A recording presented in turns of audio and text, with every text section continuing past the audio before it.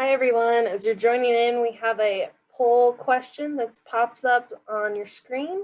If you want to participate, it's kind of related to our presentation today. So if you want to fill that in, we'll give the correct answer in a few minutes here. Thanks.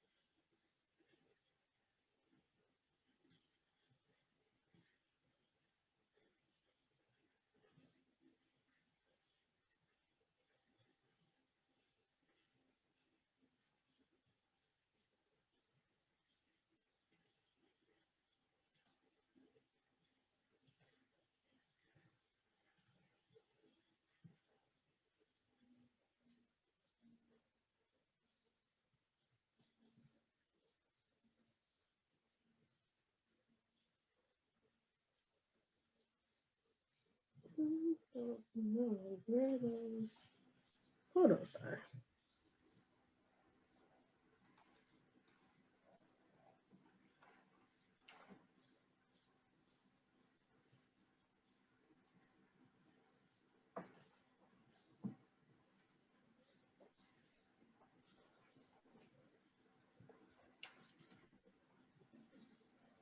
Hey everyone, welcome to our Lunch with the Phoenix Branch webinar.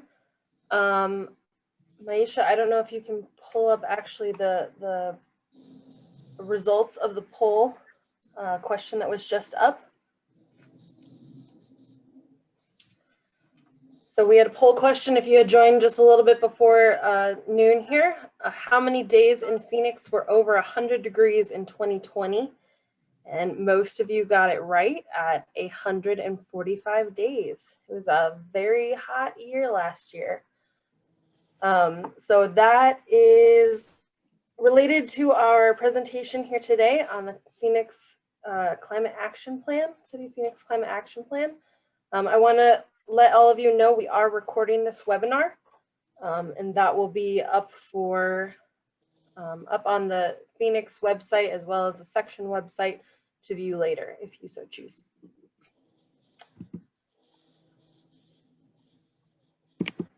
We want to thank Young Kaprowski and Y2K Engineering and Maisha Hagan for helping host today's virtual event. So thank you guys. A couple of upcoming events and announcements for this month and next. Later this month, we have a utility engineering and surveying seminar. It will be virtual. It's on February 23rd from 11:30 to 1:30 p.m. Arizona time.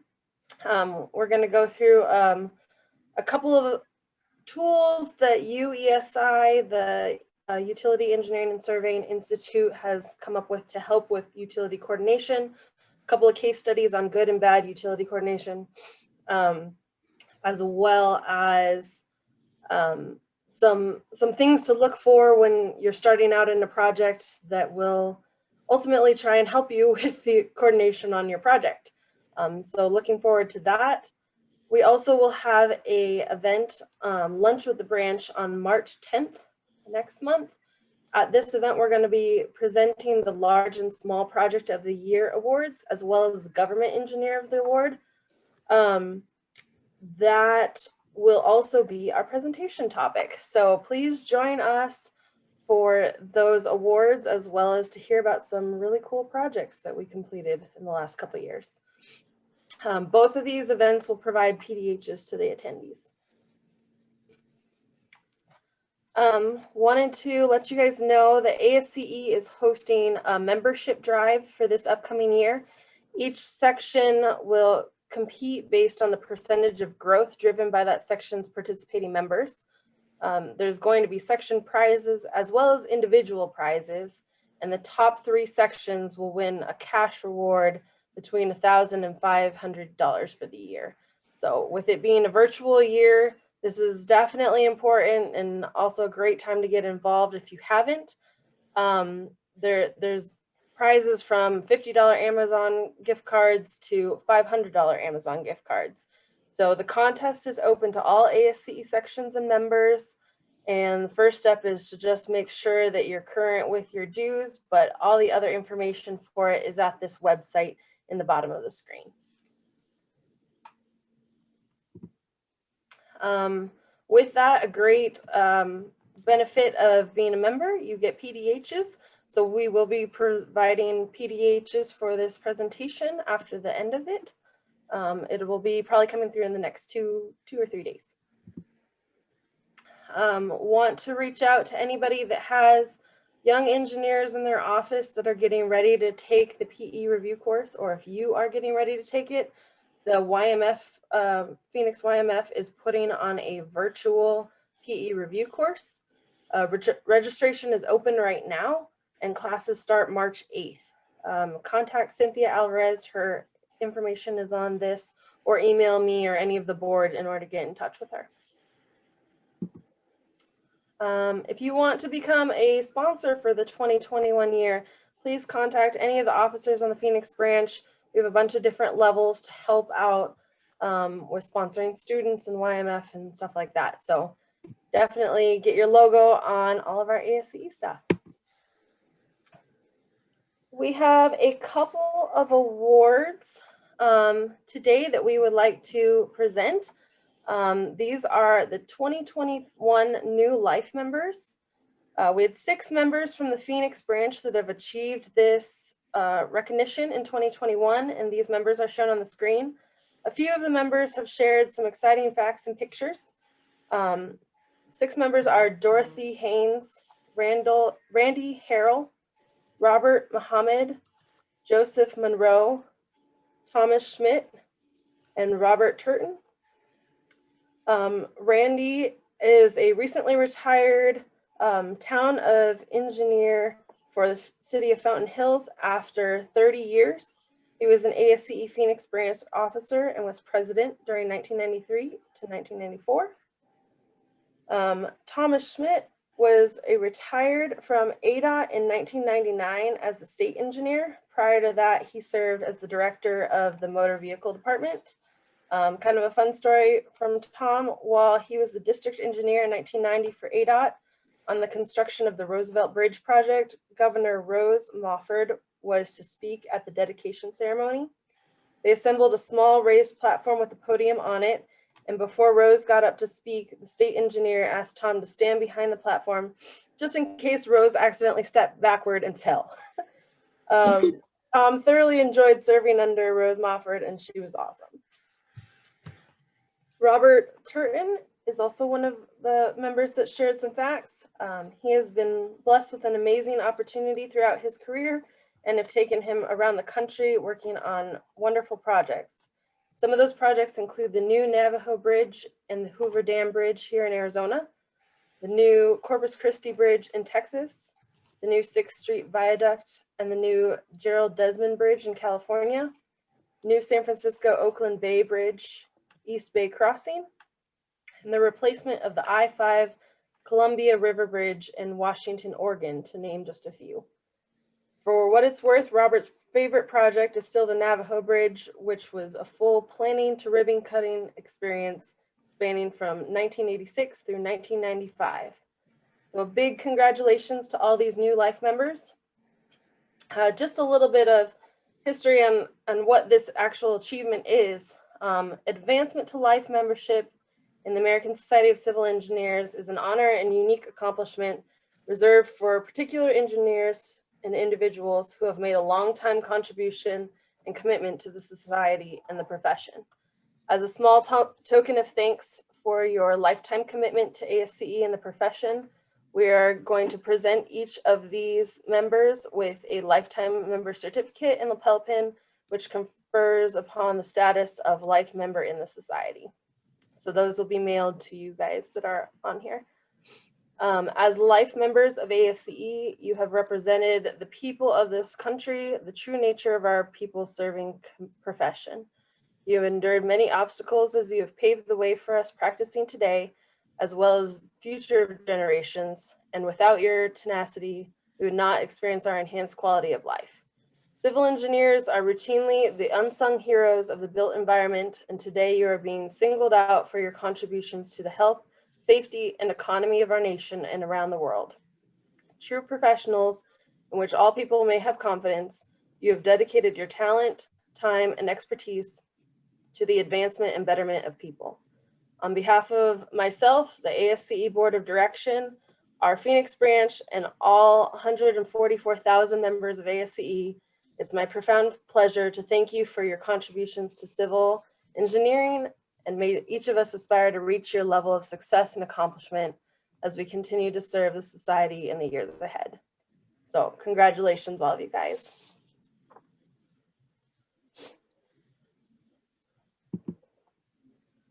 We also today would like to give some recognition to the Life Member Scholarship recipients. Annually, the Phoenix branch and new Life members have provided scholarships to several ASU civil engineering students that are active in the ASCE student chapter. This year, we have awarded 7 students a $400 scholarship each and are sponsored in part by some of our Life members. These students are shown on the screen. So Edward Apraku, Jeremy Guerrero, Maricela Arias, Gabriela Stadler, Isaac Parra, Susanna Westerson, and Valentina Rivera. These students have shown leadership in the ASCE ASU chapter, a passion for becoming a civil engineer, and are eager to continue their education and involvement with ASCE. On behalf of the board and the Phoenix branch of ASCE, we wish you all a hearty congratulations on receiving this scholarship and your continued success in your academic and future careers. So congratulations, everyone.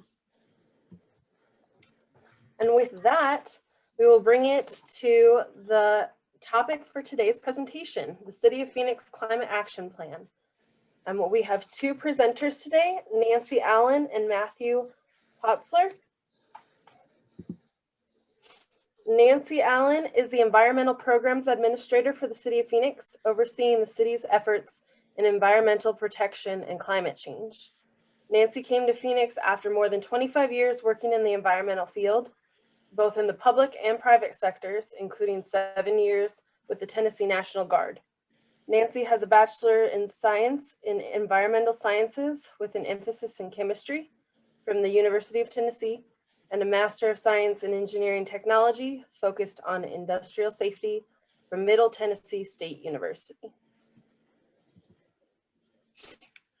Dr. Matthew Potzler is an environmental air quality and climate specialist in the Office of Environmental Programs for the City of Phoenix and the Climate Action Plan lead. Before beginning his public sector career, Dr. Potzler worked in the private sector as a process engineer in mineral extraction industry. He earned his Bachelor of Science and doctorate degrees in chemical engineering from the University of Arizona, where he was an NSF GK-12 Fellow, an NSF Bridge to the Doctorate Fellow, and his research focused on environmental remediation. With that, welcome Nancy and Matthew, and I will turn it over to you guys.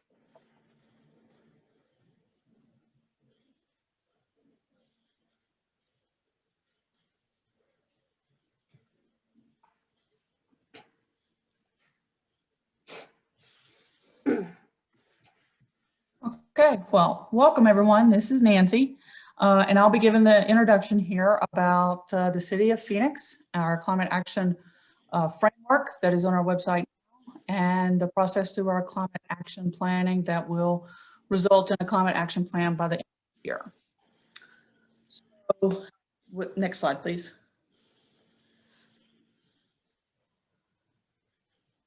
So every action that we do has a climate impact. Technical, there we go. From the way that you power your business, your home, all of that has climate consequences to the way you get around, going to work, traveling for vacation. Again, climate impact to the waste you produce. And that's not only what you throw away just as a regular day with your garbage, but also food waste and waste that goes through the wastewater treatment process as well. Next slide. Mayor Kate Gallego reaffirmed the City of Phoenix's commitment to the Paris Climate Accords when she came into office. And since her time in office, we have joined the C40 network of cities. There are close to 100 cities right now in this network, which I think that's what I'm going to cap it out, which C40 doesn't really imply that. I think they originally started at 40. But one of our agreements with becoming one of these cities is that we will have a C40 compliant climate action plan in place by the end of this year. And that needs to be council approved. And so that's part of this process that we're working through now. Next slide. So the City of Phoenix actually has a history of climate planning that goes back quite a ways. It did its first greenhouse gas inventory for city operations back in 2009 and actually developed a city operations climate action plan. Since then, the city has been conducting regular greenhouse gas emission inventories about every other year, and they include city operations and a community-wide greenhouse gas inventory. We use 2012 as our base year when we are measuring how our progress is going for our first base year, since that is when we did our first community-wide inventory. In 2016, our city council approved some sustainability goals that were fairly ambitious for 2050. And then in 2018 is our most recent greenhouse gas inventory for city operations and community-wide. And just a note on that as well is Maricopa County actually completed a community greenhouse gas inventory as well last year, and that is on their website. And it is it's quite interesting. They did break that out into jurisdictions, so you can see Phoenix and how we compare Maricopa County to the one that we did ourselves, or you can look at Peoria, you can look at Scottsdale. But that was the first time the county had did a greenhouse gas inventory emissions for the community. So that we're working on toward more information and better decision-making possibilities with this added information. Next slide.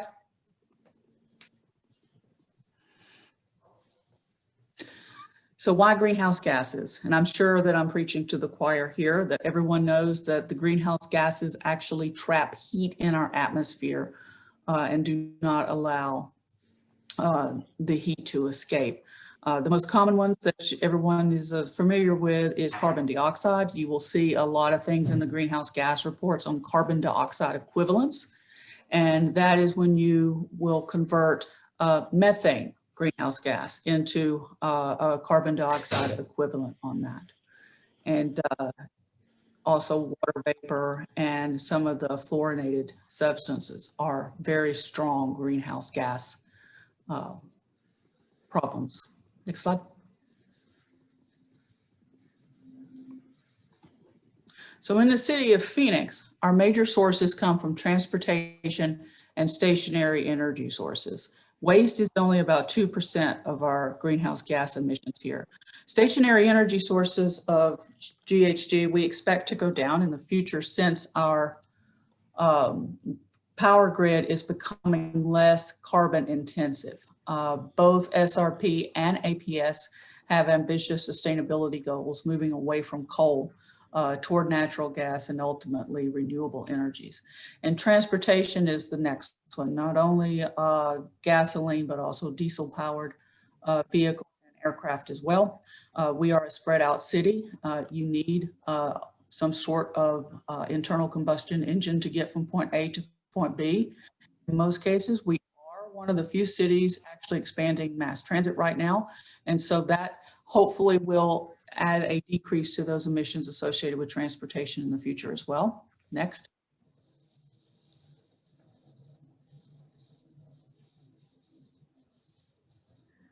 And so the poll question earlier on temperature, last year was the hottest summer that we have had on record here. You can see the map on that's got the lightest pink on the historical averages from 1986 to 2005.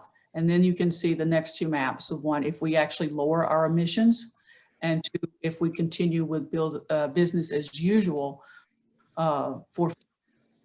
and the business as usual map is something we really do not want to see. This is one of the reasons that we need to lower our GHG and carbon footprint, is so that we can have a better quality of life. Heat is expected to become more and more of an issue with. Next.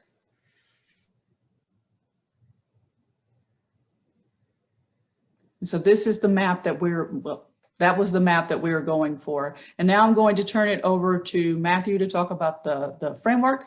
And he is a much more elegant speaker than I am. So here, go, Matthew. Thank you, Nancy. And thank you, Phoenix Branch, for having us here to talk to you today about the Climate Action Plan framework. And so on your screen, you should see the cover page for that document, and then a website address so you can access it. So all this information is contained within this framework. And what I'm going over today is how the framework came together and give you examples of the goals and some of the sector information within each sector. So to begin, our Phoenix Climate Action Planning, we asked different departments to assign climate liaisons. And so these liaisons were director or subdirector level, or had reported directly to the director. And that way we could have enough information and access to go through all the different plans, programs, and projects that each of these departments had, and to pull out how those were climate actions and related to climate. So that's what we did last summer. And then now we're going through the community input stage, where we are asking you and other residents and businesses throughout the city of Phoenix to look at the framework and let us know, are these goals sufficient? Do you want different goals? Do you want no goals at all? And then we are also doing things like modeling. So we will be using the C40 pathways model to look at what kind of reductions we should expect from these actions. And then also, as we continue to do those regular inventory updates on greenhouse gas emissions, we'll be able to see if these actions are actually effective or not. And so once we put all information together, we will be able to, put these actions into two different categories. So we have mitigation actions and then adaptation actions.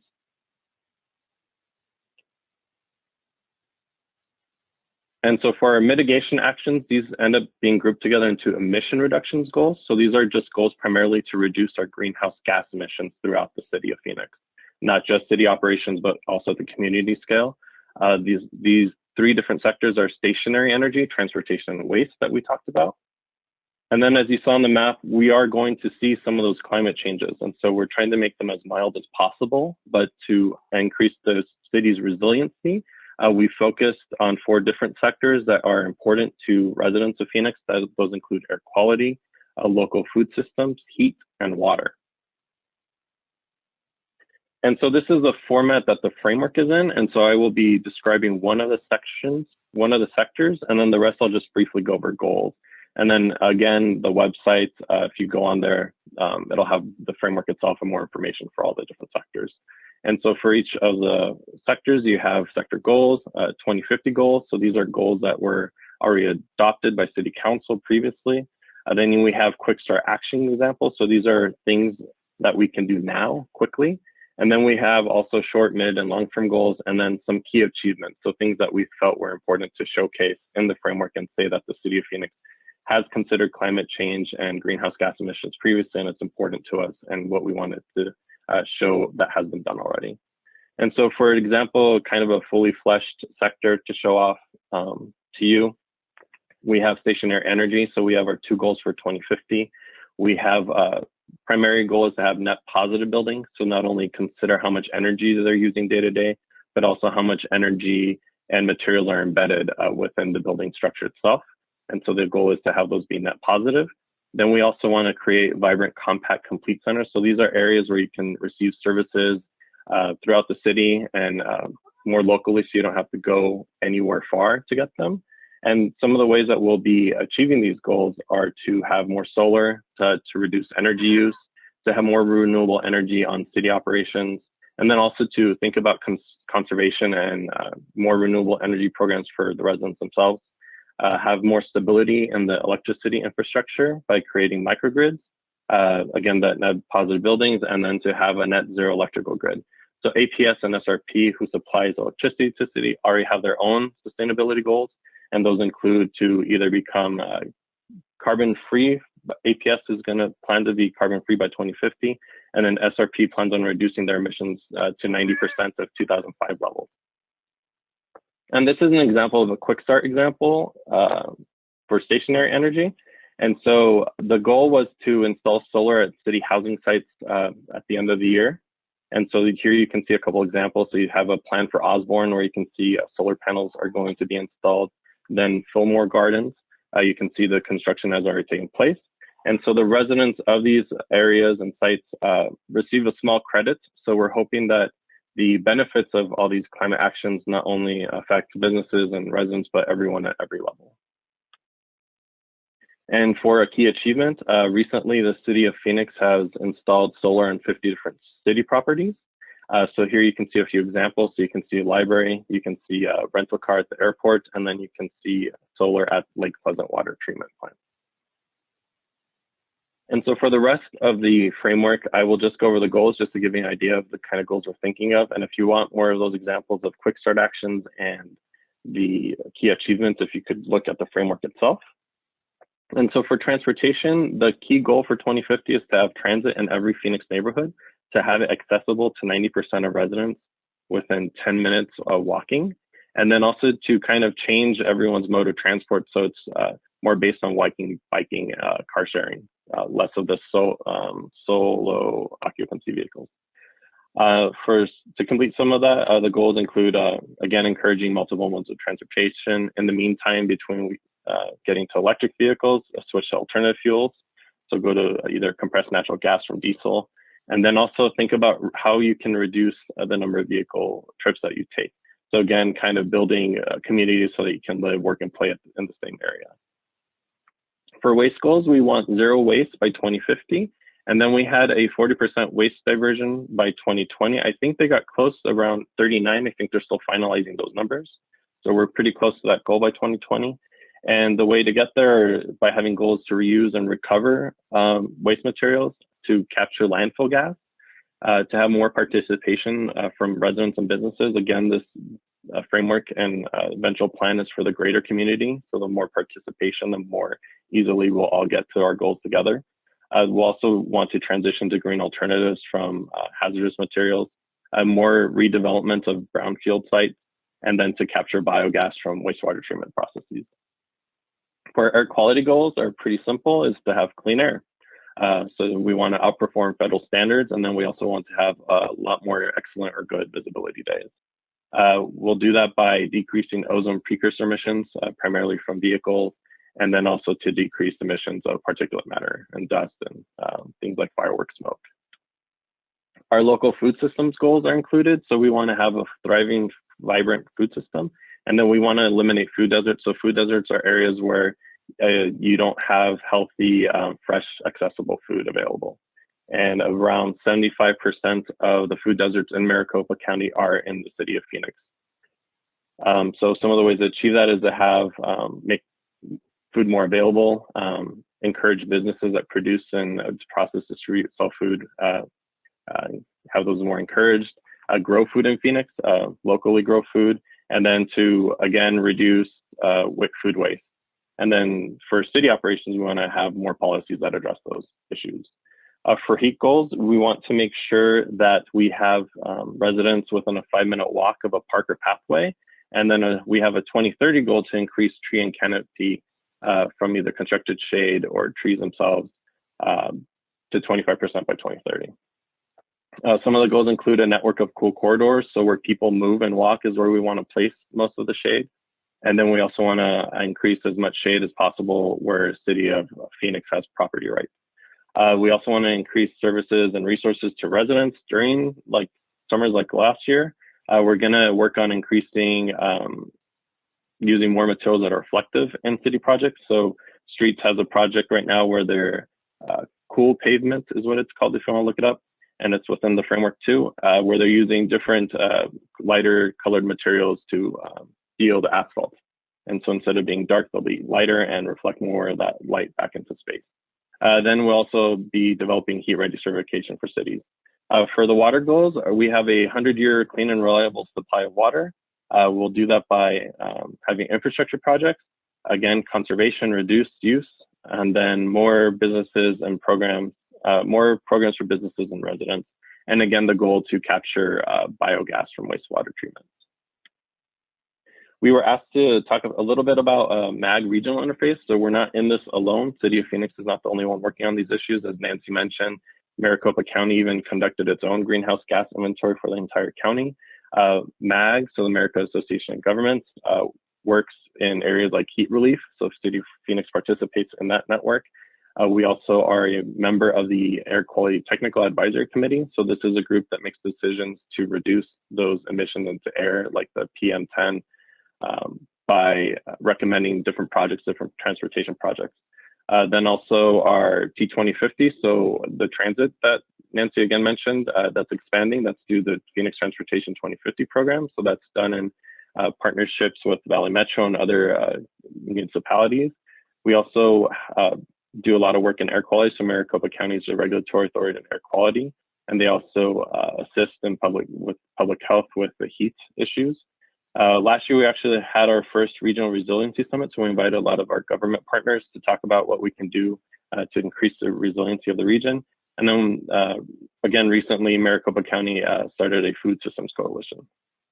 For the state and federal levels, we have our Arizona Water Banking Authorities. So City of Phoenix banks a lot of that groundwater we have and a lot of CAP water. We don't use all of our rights to CAP water, so a lot of it's banked for the future when we expect more droughts to happen.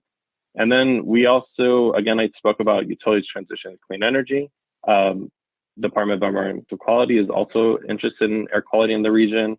At the Agriculture Department, they also are important in guiding those policies to get to eliminate those food deserts.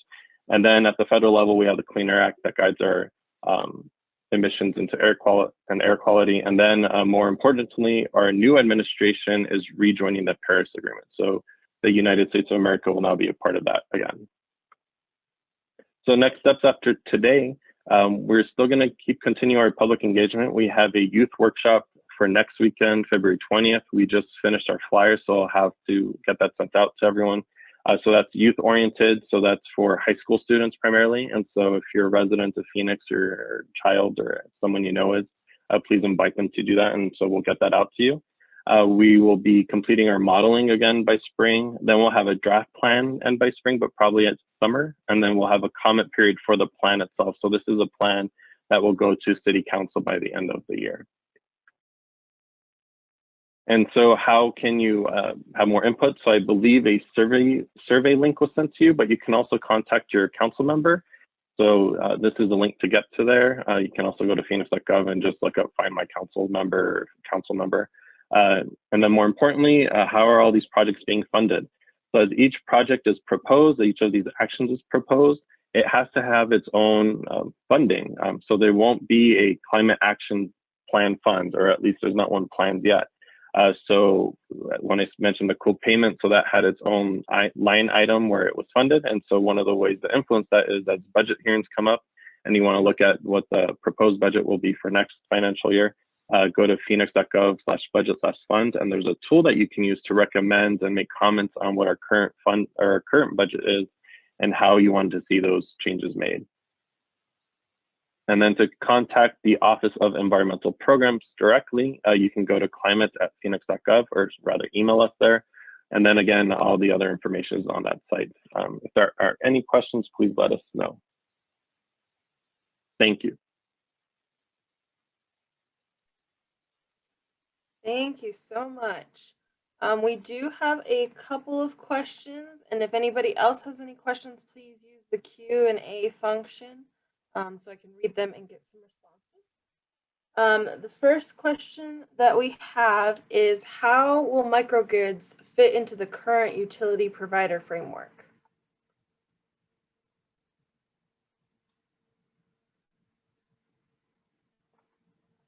Matthew, we can't hear you. Sorry about that. The No plan worries. for microgrids is mainly to provide stability. It'll be important in the infrastructure for the city. So we have one microgrid for wastewater treatment to ensure that it doesn't go out, or when power goes down, we have backup generators.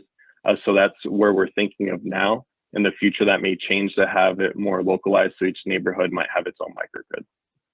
Okay, great. We had another one in here. Are there any other cities that you know of that are implementing a similar climate action plan? Or is there any, cross talk between cities in the valley, that kind of thing?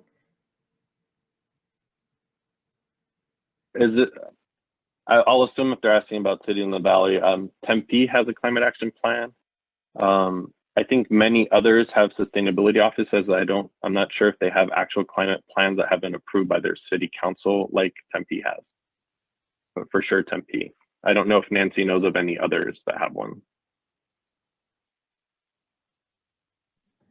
I know that several others are working on it, and one of the big barriers for that was the emissions inventories. Not everyone's got the resources Phoenix does, and so not everyone can conduct those greenhouse gas inventories. And that's one of the real benefits of the county doing that, is it gives all of the cities in the valley access to data that they wouldn't have normally had. We are talking with a lot of folks, a lot of our counterparts in all the cities around the valley, and hoping that we can form some sort of working group to work toward some of the common goals we have, and some of the top two that we would work on that I don't know that anyone would argue with would be air quality improvement and heat adaptation and mitigation. And all those actions that would improve air quality and would help with heat are also climate actions. And so we're hoping to try to get a common group that can work on that, while all the cities would have their own, ideally have their own climate action plan. We could have some sort of regional frame or plan that we would all be working for, so we could realize a greater impact to our actions. I did a little bit of research before listening to this, and I noticed that there's a bunch of states that have their own climate action plan based on state. Was this one from the city of Phoenix kind of involved with that, or vice versa, or was it based off of a model of something that's already been implemented somewhere? No, the state of Arizona does not have a plan. In fact, there is a rule on the books that kind of handicaps some state agencies with working on such things and dealing with anything greenhouse gas and temperature related. And so we're a little handicapped there. Our climate action plan is specific to Phoenix. There are components of that that we have to have, and we took from our model on that what C40 has recommended and pretty much made it our own. And Matthew is the one that's credited with doing that. He's also working closely with other folks in the climate world, so that when we establish a goal or propose a goal, we are doing that in a consistent method, so that if we compare that to someone else, say in the United States or in the world, we're comparing apples to apples. So as far as any model, this will be a Phoenix specific climate action plan with of course, regional ambition and larger ambition than that. But we are using the standard protocol that C40 has recommended and CDP.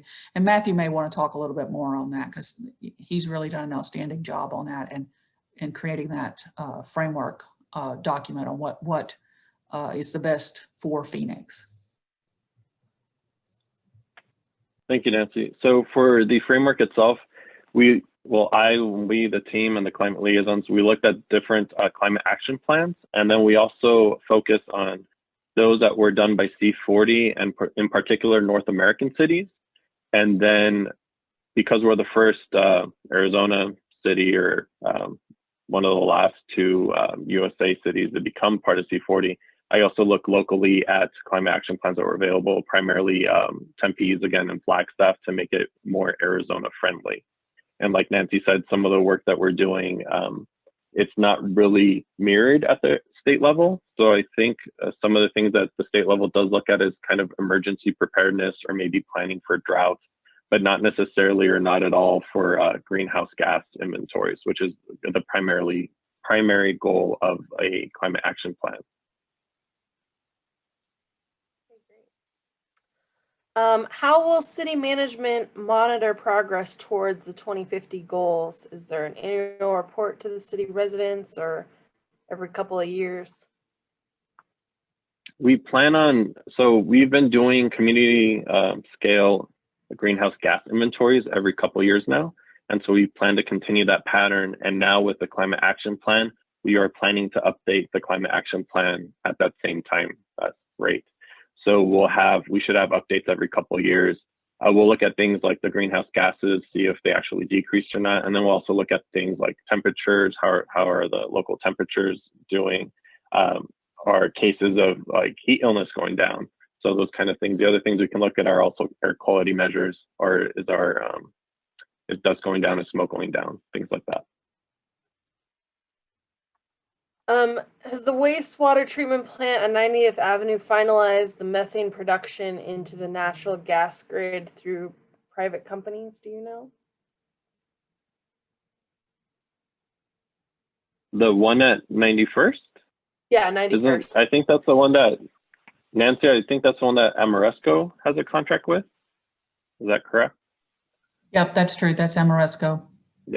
Yeah, so that's finalized, and they are selling that gas, and they're actually looking to see if they can sell more of it. So right now, part of that gas is used for the wastewater treatment plant's processes to provide energy, and then part of it's sold off as biogas. So they're actually looking to sell more of it as biogas since it's more profitable. And so one of the things to consider in all these projects is that the cost is, we can't do something just for climate. We have to actually look at, does it cost more, cost less, or cost the same? And so we can only do those projects that long term or even short term will cost the same as they do now. Have you developed an order of magnitude CIP budget in order to address all of these goals? And if so, what is the projection amount? An order of magnitude CIP budget, like how much we're reducing it by? In monetary value. Oh, okay, no, so that's one of the things that we have to work on is see how much it will actually cost. And so our first step right now is to see how effective each of these actions are, and then from there we can work on costs. So that was one of the first steps with the C40 pathways model that we're taking. Do you know which city is the leader in the US for climate action planning by chance? I would suggest probably New York City, since Bloomberg a while ago started that, and then that eventually became part of C40. Maybe Nancy has more background, or maybe she could. I don't know. City. New York would be a good candidate. There's a couple others that might be, but I don't know what standard that would be to determine a leader, how you would determine that. Each city is unique. A lot of the cities that are very active in climate planning right now in the US are coastal cities, and they have issues with sea level rise. And of course, Phoenix, we don't have that particular problem. So we're different. So everyone does what fits them best. And that's, you can't get a good apples to apples comparison on that. New York has done quite a bit, but so has some of the cities up in the Pacific Northwest. And you've also got some in Florida that have been fairly active because, well, they have to, or they're going to be underwater. But it's really hard to actually pick someone who would be the best. New York is definitely a leader. I would say LA is in there as well, and probably Portland and Seattle. And so to add to that, we do take, really quickly, we do take ideas from all those cities, even if they are coastal. So an example would be Boston. They have some ideas for flash flooding. So once they do have flooding events, they'll have temporary seawalls put up. So that might be an idea that we could implement here when we have flash flood events. The cool pavement that I keep bringing up, that's an idea from LA. So we do pull from other cities and try to get their best ideas and see what would work here.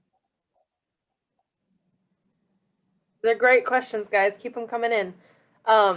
In calculating our way to net zero greenhouse gas emissions, do we account for the amount of resources that need to be mined and associated greenhouse gases generated through that process to construct and implement renewable energy sources? So that's one of the next steps for our greenhouse gas inventories. So right now we just look at how much energy we use, basically. The next step would be consider a consumption-based inventory to see how much energy and how much materials and how much energy it takes to make those materials, and then to bring them to Phoenix, because we are in the middle of the desert, quite far from some of these sites. And so that would be our next step in our inventories, to include those. So currently we don't. What can individual property owners do in order to help out these efforts? So if you saw, a lot of the things we brought up in goals is to reduce and to conserve and to be more efficient. And so as property owners, heat-wise, hopefully you can plant a tree, or you can be in a neighborhood where there are more trees and participate in activities like that.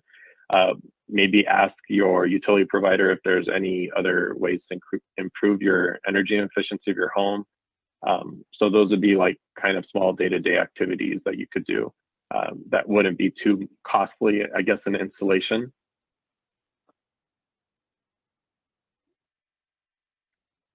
And then again, on a larger scale, please go to the survey, go online, contribute your ideas.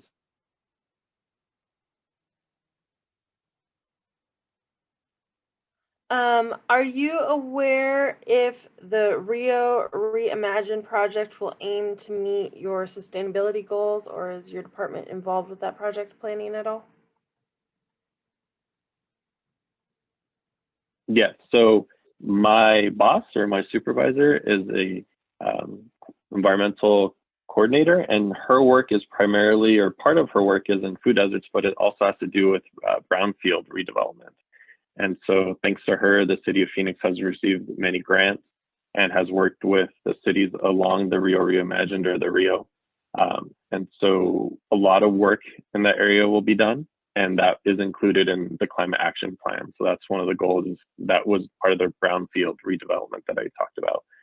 So we want to take sites that were previously either polluted and treat them, or make them either environmentally friendly or human friendly, so that we can use those sites again. And just to add to what Matthew just said, Roseanne Albright is Matthew's supervisor, and she is one of our all-stars here at the city. And you can Google a project that's going to be going in on the old Del Rio landfill, and that's part of the footprint of the Rio Reimagined project. And it's called Arizona Fresh. And it is going to be an innovative food campus. It's going to have a farmer's market. It's going to have a lot of green space. It's a really, really cool project, and it's called Arizona Fresh.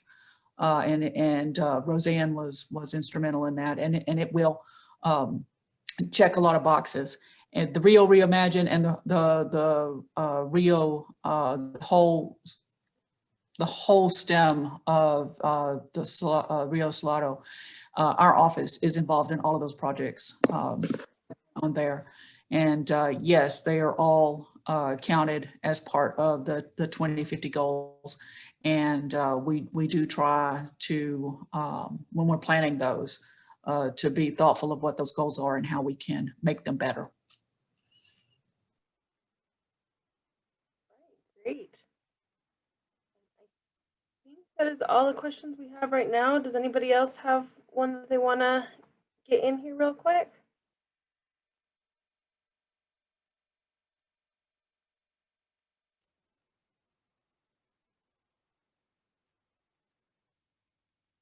Well, if I receive any other ones, are you guys willing to take them if I forward them to you? Give you some a chance to get a question back?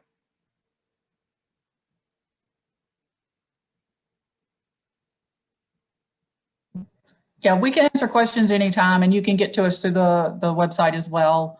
Like Matthew said, the framework is on our website now, as are the greenhouse gas inventories from the most recent to the historic ones. We're in the process of getting ready to do our next one, which will kick off next fiscal year. Please just keep checking our website. When the climate action plan goes out, it will be in draft form.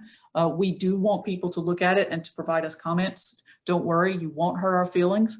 We're asking you for a reason.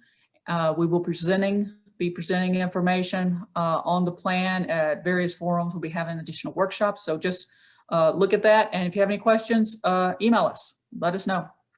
Great. Is there a formal release for this once it's out of draft stage, or is it meant to be and intended to be a living document that changes? The framework is just pretty much what we have in place now, what's going on now. And the climate action plan will be a much more detailed document. That is going to be in draft form, released this year, and will be put to council, will be hopefully approved by the end of this fall. And that will be our official climate action plan. We will be updating that within 12 months because we will have new greenhouse gas inventory data to do that with. And we will also have additional information we've not had before. And that's from the modeling of that will be having that information. And so this will be a document that is never static. It is going to be going through a pretty substantial revision process about every other year. But we will be doing continual outreach because we do, technology is always getting better. We're always able to measure better. We're always finding things we're not measuring and including. So we have to do that if we're going to actually have the changes that we want to see. And so it's always going to be under revision, and any substantial revision will require council approval. So that's why we're saying basically every other year we'll have a substantial revision to the plan. Absolutely. All right, well, I haven't gotten any other questions come in yet. So on behalf of the Phoenix branch, we'd like to thank Nancy and Matthew, both of you, for presenting and your time today. Also, thank you to all the Phoenix branch members for joining us at this virtual event, and we look forward to seeing you guys all at the next one. Thanks so much, guys. Thank you.